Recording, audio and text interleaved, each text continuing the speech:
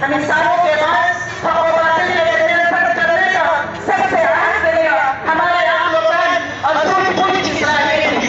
हम इंसान उस वक्त तक इंसानियत की डगर पर कायम रह सकते हैं जब तक सोचने, समझने और गौर व फिक्र करने की सलाहियत हमें मौजूद है। उस वक्त तक हम अच्छे बुरे कामों में तब्दील कर सकते हैं जब तक हमारा ये दिमाग काम कर रहा हो। लेकिन जब यही दिमाग बिगड़ जाए, उसमें कुछ खलल पड़ जाए तो किसी काम का नहीं रहता। मुहतरम हज़रात, नशा सिर्फ शराब में नहीं, शराब में भी है।